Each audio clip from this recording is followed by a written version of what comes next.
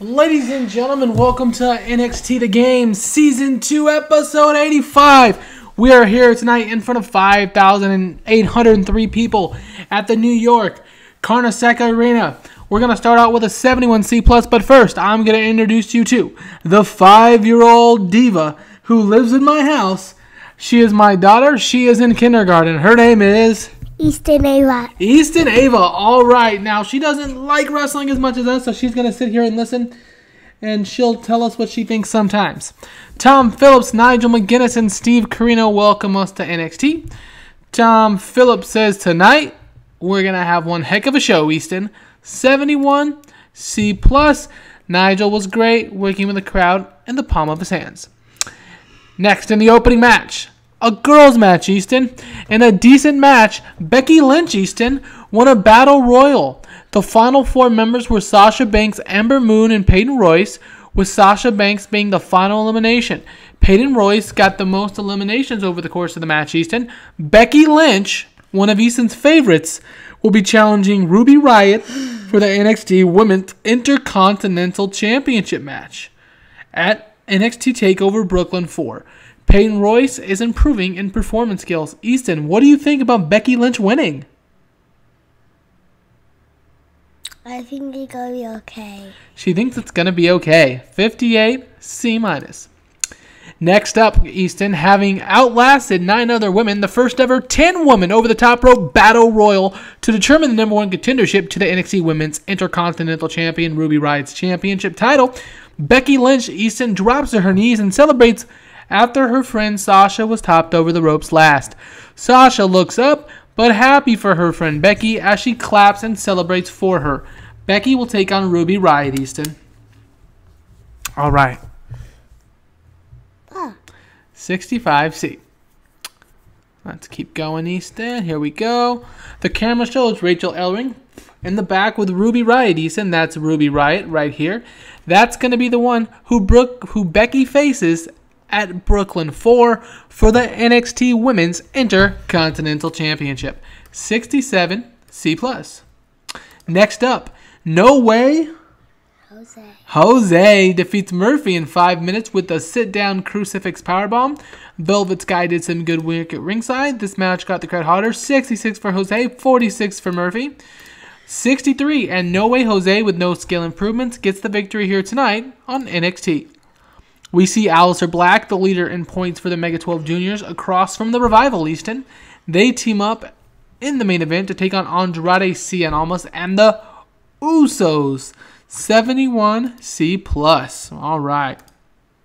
Next up, a video airs hyping the Bayley and Asuka program, Manifest Destiny hype Easton, and then focusing on Asuka challenging for the NXT Women's Championship at Brooklyn 4 against Bayley in just a few weeks. Easton, Asuka's going to take on Bayley. Who do you think's going to win that match?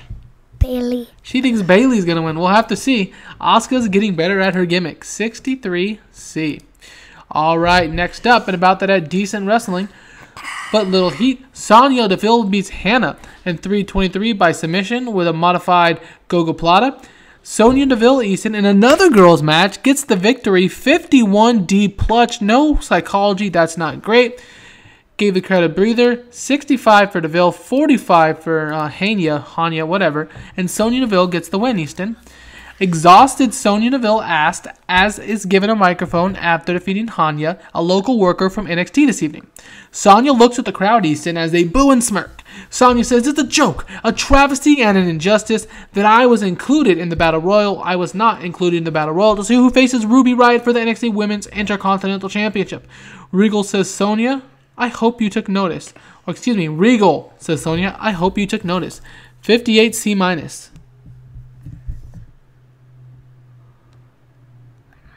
Easton has nothing to say here. Let's see what happens next. Well, we'll see. Hold on, baby.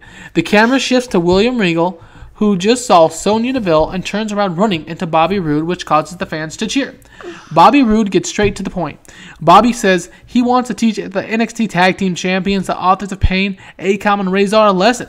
He says he ran out to help Drew a few weeks ago, got a championship shot, thank you, and the Authors of Pain, the Elring Dynasty, interfered. Bobby says he wants another shot at the NXT Tag Team Gold. Regal says that Drew is fighting Bobby at Brooklyn TakeOver 4, Mr. NXT, for the NXT Heavyweight Championship. However, he agrees with him wholeheartedly. He says for Bobby to pick a partner and at NXT TakeOver Brooklyn 4 Easton, he will get another shot at claiming Tag Team Gold, as he and the partner of his choosing will take on the 25-time defending reigning NXT Tag Team Champion, Authors of Pain. Roode puts out his hand, shakes Mr. Regal's hand, and leaves. Easton, nice when Regal can grant earned title shots. 83C plus. William Regal enjoyed the freedom to go off script. Bobby Roode did as well, Easton. Both performances were good. It's advanced the segment. What do you think about Authors of Pain and Bobby Roode facing at Brooklyn 4? I think Bobby Roode will win. You think Bobby Roode will win? We'll have to see. 83B plus. We get a hype video now, Easton, hyping the Mega 12 Juniors Day 10 next Tuesday. As is the main event, we'll see Aleister Black take on Kyle O'Reilly, the number 1 and number 2 in the standings. Only on the Mega 12 Juniors Day 10. So that's coming up tomorrow. 70C plus. All right, next up, in an extremely short match, Sanity defeats Ho-Ho Loon and Tian Ben in 3:28 when Wolf defeats Ho-Ho Loon by pinfall with a double tree. Ho-Ho Loon and Tian Ben Easton have great chemistry, announcing lifted the match. 58 and 60 for Sanity, and the UK borrowed Ben and Loon with 36 and 42. Respectively, Dane is improving in performance, Easton, being with flying and performance, 43D. After the match, Alexander Wolf, Killian Dane, and Eric Young with Nikki Cross stand over the fallen Ho-Ho Loon and Tian Ben after Dane just destroyed everyone.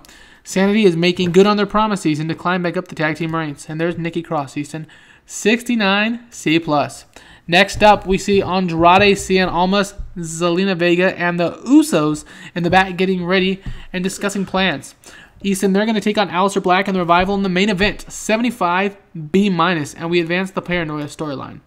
Next up, in a decent match, Mr. NXT Easton defeats Ty Dillinger in 8 minutes by pinfall with a high-speed roundhouse kick. Mr. NXT with a 75. This got the crowd hotter, a 53 for Ty Dillinger. And we're going to be trying, I'm going to let you know right now, a spectacle booked main event aim. We'll see how it works. I've never tried that aim before, so we're going to see how that aim works. 70C+, though, for Dillinger and Mr. NXT. Next up, the fans cheer as Regal shows up Easton on the screen, but a door slamming startles him as Rachel Ellering walks in. Rachel is alone and begins to yell at Regal. She just said she heard about Regal giving Bobby Roode and whoever he wants a match with her at the Authors of Pain at NXT TakeOver Brooklyn 4. We just beat that loser, Bobby and Drew. Regal tries to speak, but Rachel doesn't quit talking, going on and on about how unfair Regal has been towards her and her Authors of Pain. Regal listens for a good 90 seconds before stopping her. He asks politely to shut her trap for 2 seconds. He says the Authors of Pain are a great team and great teams find a way. Unfortunately, the ways they've chosen the last weeks. Unfortunately, the way they've chosen the last week's week, oddly since she took over for her father, lean on cheating. So basically, what Regal's trying to say here, before Rachel Ellering came along, the Authors of Pain were winning very clean for a heel team. Unfortunately, since, for the Authors of Pain at least, since Rachel's come along, they've been leaning much more on cheating, which hasn't really been their MO in the past. 75B-, and the storyline is advancing. Mr. and Mrs. NXT are walking to the ring. NXT Heavyweight Champion over her shoulder, the championship that is. Mr. NXT faces off with Ty Dillinger coming up next, Easton. Well, actually, that's booked incorrectly. He just fought Ty Dillinger. That was a mistake, but we're not going to go back and re-record. I apologize, everybody. 66C+. Next up, Easton, we get a video package hyping the Elite, Kenny Omega and the Young Bucks, Matt and Nick Jackson. They'll be in 6-man action next week. And in the main event, a superb match, Easton, as Andrade, Cien Almas, and the Usos defeat Aleister Black and the Revival in 27:07 when Jade pins Scott Dawson with a Samoan Wrecking Ball. Andrade, Cien Almas was head and shoulders over everybody else, Easton. Almas with an 87, Jay with a 71, Jimmy with a 76. 73 for Black. Wilder and Dawson with a 71 and 77. Easton, this was an amazing show. An 81B. Jimmy and Jay are improving in performance and technical skills. And Easton, let's see what number we get. I hope it's at least a 75. It's a 78, Easton. Wow, that's really good. This show increased our popularity in 45 regions. We have just 6 shows left until NXT TakeOver Brooklyn 4. Thanks for watching, everyone, and have a glorious day. Easton, would you like to say bye? I guess. Okay, bye. All right, everybody, have a glorious day. Dad. What? I don't want to say that.